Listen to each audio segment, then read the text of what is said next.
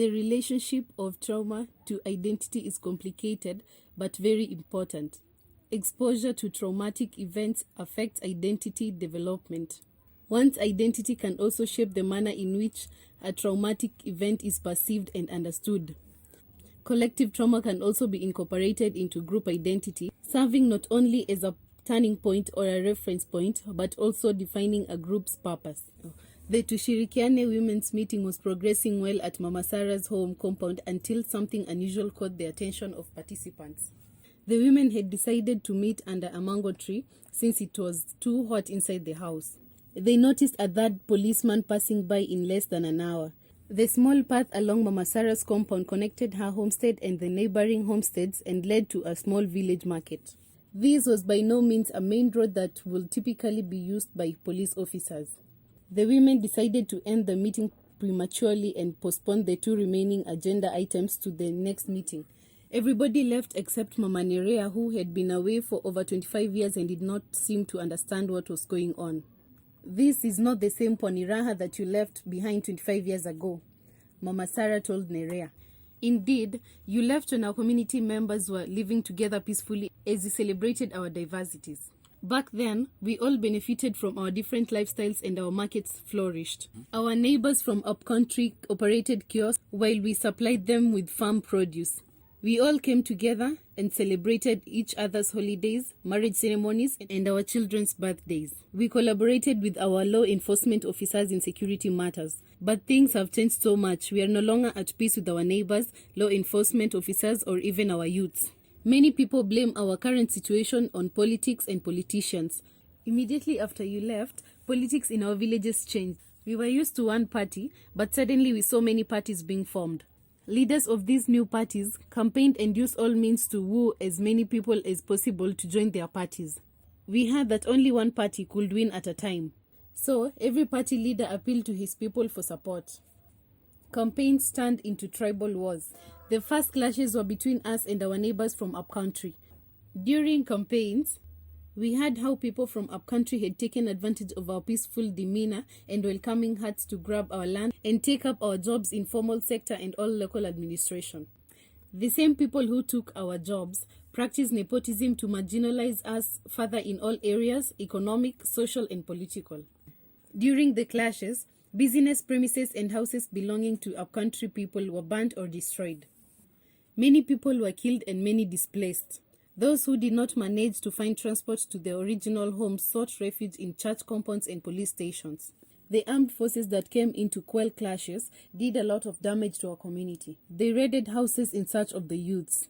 So many family members were tortured as the military tried to find out where the youths were hiding. During the raids, many women and girls claimed to have been raped. They followed the young men into our kayas, the shrines that the youth used as hideouts, and smoked them out. Many young people were tortured and killed. Others were rounded up and imprisoned. Some of those who survived prison came back, but they were damaged psychologically.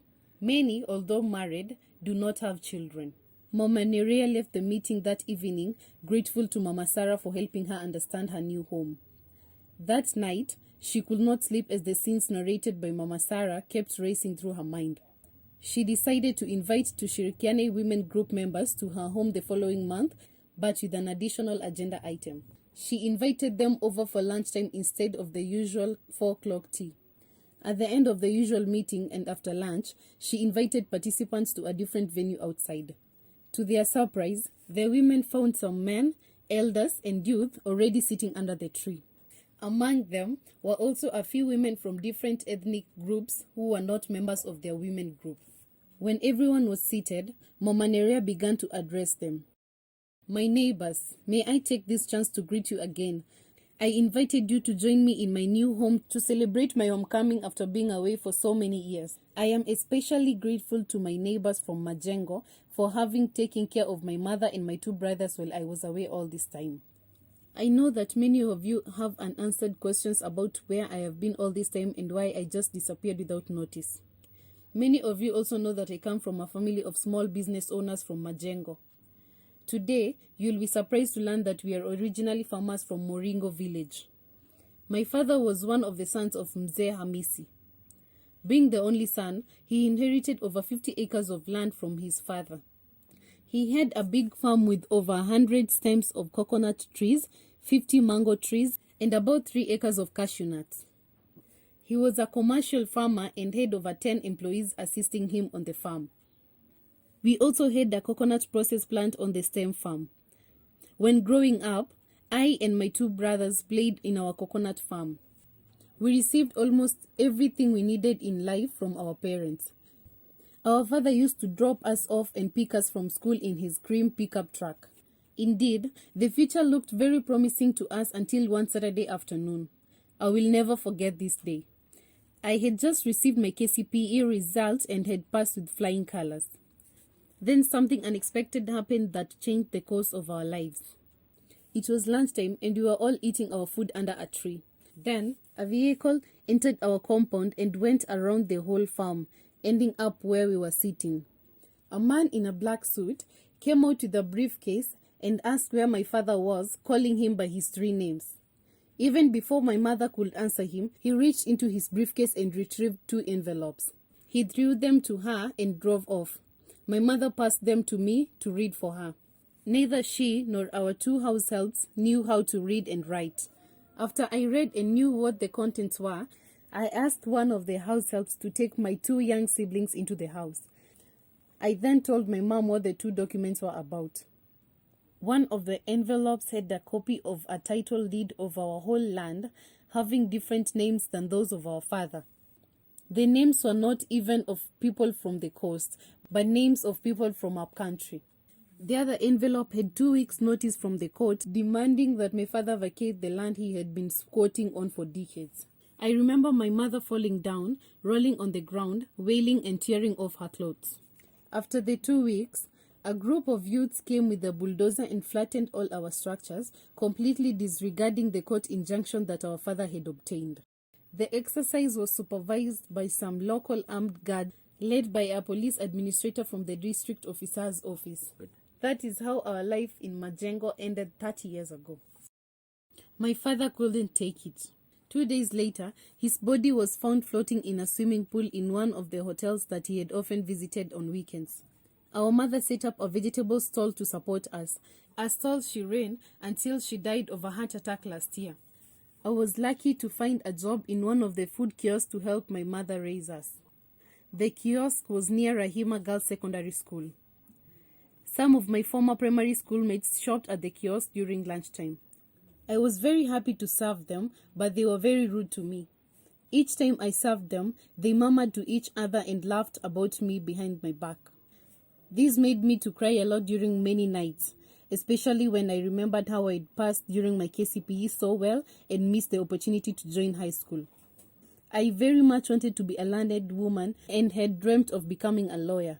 Our parents had worked so hard on the farm so that they could give us an education. Even though I was happy that I could contribute to the education of my 2 little brothers with the little money I earned from the food kiosks, the sneers from the girls became unbearable.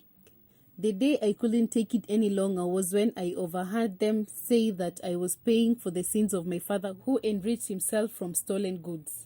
They accused my dad of having been a known thug and drug dealer in town whose luck had run out. I threw my apron on the floor and ran out screaming at the top of my voice. That was my last day in that kiosk and my first day in a new occupation. I ended up on the beach as a sex worker. On the beach, I used my youthful body to snatch men from the so-called educated girls. I particularly hated those who pretended to win tourists with their posh English. They could not beat me in English thanks to my father, who had worked to send me to one of the finest primary schools in the region.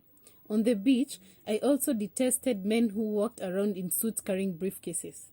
I did all I could get them and ensured that by the time I was done with them, I had robbed them of every cent in their pockets.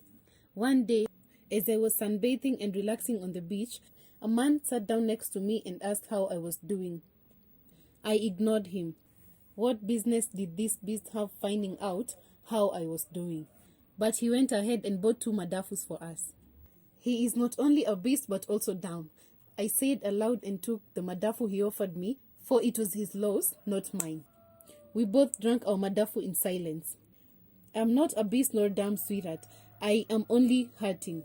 he said calmly while sipping his madafu. Hurting, I thought to myself, what do men in suits with briefcases know about hurting?